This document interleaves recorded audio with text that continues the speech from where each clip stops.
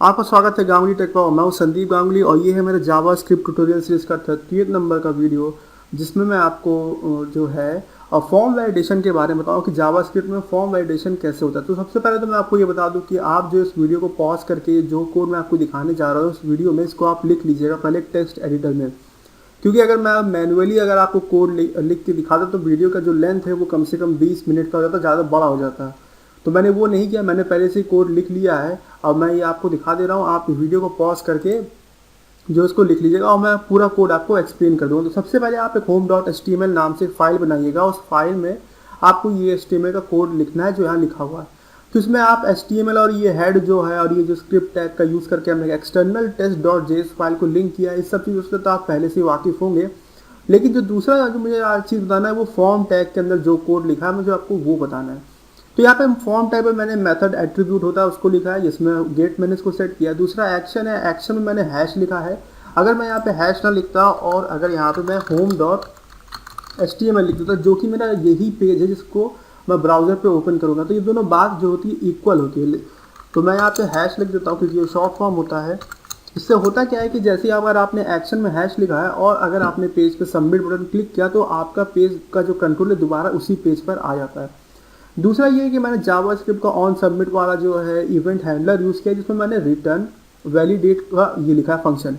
तो ये जो वैलिडेट फंक्शन है ये मैंने बनाया है जावा स्क्रिप्ट की फाइल में जिसका नाम test.js है, और ये फाइल इस सारे जितने इनपुट फील्ड है उनमें से वैल्यू उठा के उसको वैलिडेशन करेगा, और अगर सारे जो फील्ड में जो इनपुट है वो सही है तो आपका फॉर्म सबमिट हो जाएगा, अदरवाइज फॉर्म सबमिट नहीं होगा। और इस फॉर्म का जो मैंने नेम रखा है उसका नाम मैंने माई फॉर्म रखा है। नेक्स्ट इस फॉर्म के अंदर आने के बाद मैंने TR टैग का यूज़ किया, जो कि आपके टेबल के टैग होते हैं, टेबल रो जिसे कहते हैं, टेबल और फिर TD और ये टेबल डेटा है।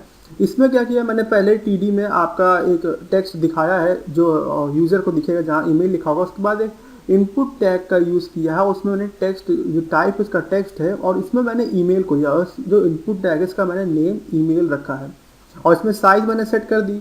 और ये मैक्सिमम लेंथ, मतलब मैक्सिमम जो ईमेल की लेंथ रखती है वो 40 हो सकती है, ये मैंने सेट किया। दूसरा मैंने एक TR टैग बनाया, उसमें मैंने यहाँ पे जो इनपुट टैग लगाया उसमें टेक्स्ट, उसमें यूज़र का नेम लिया है और उसका जो मैक्सिमम लेंथ में रखा है 15 और उसका जो साइज़ रहेगा वो 15। और उसका जो लास्ट वाला एक टेबल रो बनाया उसमें मैंने ये सबमिट बटन बनाया है, जिसके लिए मैंने इनपुट टैग का यूज़ किया है। उसका जो वैल्यू है उसमें साइन अप, मतलब उसका साइन अप लिख के आएगा बटन के ऊपर। तो ये हमारा HTML का पेज था। इसको वीडियो को आप पॉज करके जो है अपने मतलब टेक्स्ट एडिटर में लिख लीजिएगा। नेक्स्ट मैं आपको ये text.js वाली फाइल दिखा दूँ, जावा स्क्रिप्ट की फाइल है जिसको मैंने लिंक किया। तो इसमें सबसे पहला मैंने फंक्शन वैलिडेट बनाया है, और इस फंक्शन का जो आपका स्पेलिंग है वो बिल्कुल एग्जैक्टली मैच करना चाहिए जो आपने ये फॉर्म में ऑन सबमिट वाले में लिखा है यहाँ पर, और यहाँ पर जो आपने लिखा था। और इसमें आप वैलिडेट फंक्शन में आप देखिए, सबसे पहले तो मैंने इसमें चेक किया कि जो ईमेल का जो फील्ड है, मतलब अब मैं जो इस पेज को भी ओपन करके दिखा देता हूँ आपको ब्राउज़र में। तो ये देखिएगा आपका हमारा ये फॉर्म बन के आ रहा है, ईमेल का जो है इनपुट और यहाँ नेम का और ये साइन अप का बटन।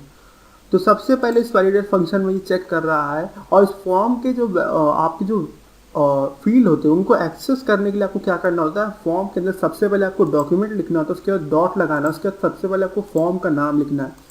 फॉर्म का नाम वो नाम होगा जो आपने यहाँ पे दिया है। जैसे फॉर्म टैग में मैंने नेम एट्रीब्यूट में माई फॉर्म दिया है, तो मैंने यहाँ माई फॉर्म लिख लिया। उसके बाद फिर मैंने डॉट लगाया, फिर मैंने ईमेल लिखा, और ये ईमेल जो है हमारा इनपुट टैग का वो नेम एट्रीब्यूट है जो हमने यहाँ ईमेल लिखा है। और यहाँ पे आप कुछ भी रख सकते हैं, मतलब ये यूज़र डिफाइंड होता है, ये पहले से कुछ डिफाइंड नहीं होता। आप इसका नेम कुछ और भी रख सकते थे। फॉर्म टैग में भी जो नेम एट्रीब्यूट है उसकी वैल्यू आप कुछ और रख सकते थे। तो मैंने यहाँ ईमेल रखा और ईमेल डॉट वैल्यू लगाया। तो क्या होता है, ये इतना लिखने के बाद आपको जो ये जो फील्ड आप देख रहे हैं ईमेल में, यहाँ पे जो भी आप टेक्स्ट लिखेंगे वो इसको एक्सेस कर लेगा। उसके बाद ये एक स्टेटमेंट में ये चेक कर रहा है कि जो ईमेल फील्ड है वो एम्प्टी तो नहीं है, और एम्प्टी चेक करने के लिए आपको इस तरीके से सिंगल इन्वर्टेड कॉमा लगाइए या डबल इन्वर्टेड कॉमा लगाइए, और उसके बीच में आपको कोई स्पेस नहीं देना, आपको बिल्कुल बस एक बार सिंगल इन्वर्टेड कॉमा लगा देना। तो इससे क्या चेक हो रहा है कि ये फील्ड खाली तो नहीं, मतलब यूज़र ने इसमें ईमेल ना लिखा होगा, बिल्कुल अगर ब्लैंक है तो ये क्या करेगा, तो ये एक अलर्ट देगा कि एंटर ईमेल, जो आपका पॉपअप बॉक्स है। और ये फिर मैंने यहाँ पे डॉक्यूमेंट डॉट ईमेल करके फोकस है। फोकस का मतलब क्या होता है, फोकस का मतलब ये जो आप कर्सर देख रहे हैं ब्लिंक करता हुआ आ रहा है, ये चीज़ होता है फोकस। तो जहाँ पर भी मैं फोकस लिखूंगा उस पर आ जाएगा। उसके बाद ये रिटर्न कर देगा वैल्यू फॉल्स। फॉल्स का मतलब क्या है, ये जो वैलिडेशन जो चेक किया ये गड़बड़ा है, इसलिए आपका जो है गड़बड़ है वैल्यू, आप इसको दोबारा से भरिए।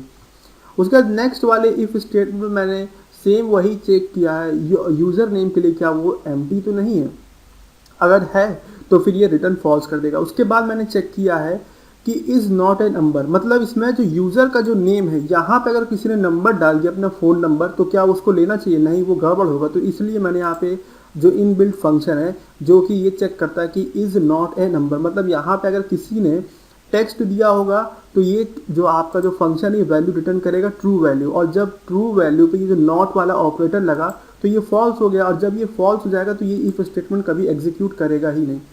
लेकिन अगर यूज़र ने जो है नंबर दिया तो ये इज नैन वाला जो आपका फंक्शन है ये आपकी जो है फॉल्स वैल्यू रिटर्न करता है, और जब ये फॉल्स वैल्यू पे जब ये नॉट ऑपरेटर लग जाएगा तो वो ओवरऑल ट्रू बन जाएगा, और जब ये ट्रू बन जाएगा तो ये इफ वाला एग्जीक्यूट कर जाएगा और यहाँ से भी रिटर्न फॉल्स हो जाएगा। तो फिर से ये कहेगा कि यूज़र जो है अपना यूज़र नेम जो है रॉन्ग है। उसके बाद जो मैंने इफ स्टेटमेंट लगाया वो ईमेल वैलिडेशन के लिए लगाया, मतलब वो ईमेल का जो इनपुट है इसको लेगा और इसको एक फंक्शन मैंने बनाया ईमेल वैलिड, ये जो है चेक करेगा कि ईमेल वैलिड है या नहीं, और इसमें मैंने ये जो वैल्यू है उसको मैंने पास किया फंक्शन के अंदर।